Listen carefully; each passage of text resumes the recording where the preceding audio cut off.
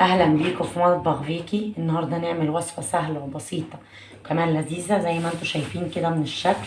هنعمل اللوبيا ام عين سودا، هي بيتقال عليها كده. اللوبيا من الوصفات الهايله والسهله واللذيذه. هنعملها في مطبخ فيكي بطريقه سهله وبسيطه وكمان سريعه زي ما عودناكم. وانا بعملها النهارده في القناه للبنات اللي هم الف ب طبخ. وكمان هعملها صيامي، احنا في الصيام كل سنه وانتم طيبين، فهعملها صيامي ارداحي، فهتبقى لذيذه قوي وجميله قوي. قبل ما اقول لكم محتاجين ايه، يا ريت لو اول مره تخش قناه فيكي يا ريت تدعمني بلايك وسبسكرايب، تعمل شير للفيديو وتفعل الجرس.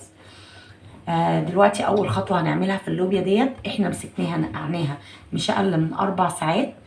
وبعد ما ننقعها نشطفها كويس من الميه، لان الميه ديت هيبقى فيها استخرجت كل الغازات اللي في البقوليات بتاعتنا او في اللوبيا، لان انتوا عارفين ان البقوليات بتبقى مليانه بالغازات.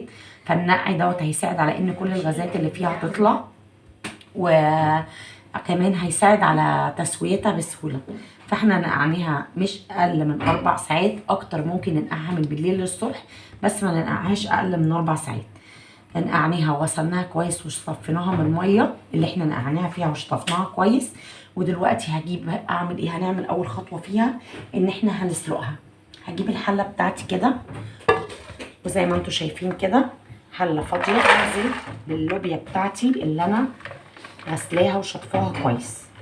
هنزل باللوبيا كده في قلب الحله بتاعتي، وهجيب ميه عاديه جدا من الحنفيه وهنزل بيها علشان اسلق اللوبيا بتاعتي دي.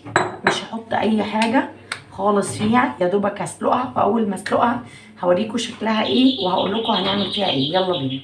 زي ما انتوا شايفين كده حطينا اللوبيا بتاعتنا على النار وحطينا عليها الميه وهنسيبها تتسلق، ولما تتسلق هقول لكم هنعمل فيها ايه. يلا بينا. بصوا حبايبي، اللوبيا بتاعتي انا سلقتها كده 3/4 سلقه، وهتكمل سواها فين؟ هتكمل سواها في التسبيكه بتاعتي او في الصوص بتاعي. ماشي، يلا بينا بقى اوريكم هنعمل التسبيكه بتاعتها ازاي. اهلا بيكم في مطبخ فيكي. هنيجي بقى دلوقتي عشان نكمل اللوبيا بتاعتنا. اللوبيا اخدناها غلوتين على النار، سلقناها كده 3/4 سوا عشان هتكمل الربع الاخير في التسبيكه عشان تشرب منها. ومسكناها صفيناها في مصفى زي ما انتم شايفين، وشطفناها حلوه قوي من الميه اللي احنا سلقناها فيها. محتاجين ايه عشان نعمل اللوبيا بتاعتنا ام عين سودا دي؟ احنا قلنا ان احنا هنعملها قرداحي صيامي، وهنعملها بطريقة سهلة وبسيطة جدا زي ستاتنا وأجدادنا وأمهاتنا لما كانوا بيعملوها. اللوبيا عصير طماطم من الطماطم اللي احنا مفرزينها، هنزل لكم اللينك بتاعها في صندوق الوصف بس أنا سيحتها. ومحتاجين أو طماطم فريش اللي انتوا تحبوه. محتاجين بصل متقطع ناعم. محتاجين توابلنا الجميلة اللي هي عبارة عن ايه، كزبرة ناشفة، ملح، فلفل، رشة كمون بسيطة، وسكر علشان تعادل حموضة الطماطم، والسبع بهارات وبابريكا. يلا بينا على النار اقول لكم هنعمل بقى اللوبيا ام عين سودا ازاي. المادة الدهنية بتاعتنا اللي هي الزيت او السمنة لو حابينها بسمنة، طبعا انا عاملاها صيامي هعملها بزيت. وهقلب بقى البصلايه الناعمة دي بتاعتي لحد ما تصفر شوية. حبايبي البصلة بتاعتنا كده وصلت اللون اللي انتوا شايفينه ده. هنزل بقى بقرن فلفل حار ده اختياري، والبابريكا والسبع بهارات ومعلقه سكر ورشه كمون ورشه فلفل والملح والكزبره الناشفه. وهحمص توابلي مع البصله بتاعتي مع قرن الفلفل الحار. قرن الفلفل الحار ده اختياري، تحبوا تحطوه براحتكم ما تحبوش براحتكم. حمصنا التوابل بتاعتنا مع البصله مع قرن الفلفل الحار، وهننزل بالصلصه بتاعتنا الفريش او اللي احنا مفرزينها، وهنسيب الكلام الحلو دوت يتسبك. بعد بقى ما التسبيكه بتاعتي حبايبي كده اتسبكت وخدت غلوتين على النار، هنزود اللوبيا بتاعتنا اللي احنا سلقينها في قلب التسبيكه على طول كده، وهنسيب بقى الكلام الجميل ده كله يتسبك مع بعضه.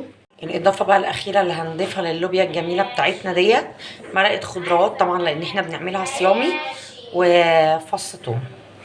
نقلب بقى الكلام الجميل ده. الثوم هيديها نكهه وطعم جمال قوي، ومرقه الخضروات اختياريه، اللي عايز يحطها يحطها، مش عايز هي اللوبيا بتاعتنا مش محتاجه حاجه، بس انا بحب ادعم النكهات كده واقويها. خلاص كده اللوبيا بتاعتنا بقت في منتهى الجمال. خلاص كده اتسبكت ولونها بقى جميل وخطير زي ما انتم شايفين، والصوص بتاعها تخن. هقدمها بقى دلوقتي، يلا بينا نقدمها واوريكم شكلها النهائي. تالي مفيش اجمل ولا احلى من كده. اللوبيا الجميله بتاعتنا ام عين سودا، البنات تملي بيقولوا عليها كده، وقدمنا معاها رز بشعريه. تحبوا بقى تاكلوها بالعيش، تحبوا تاكلوها مع الرز، تحبوا تاكلوها بالمعلقه، الطريقه اللي انتوا تحبوها وتفضلوها بيها. احب اعرف رايكم، احب ان انتوا تجربوا الوصفه وتقولوا لي رايكم في التعليقات، ما تبخلوش عليا برايكم.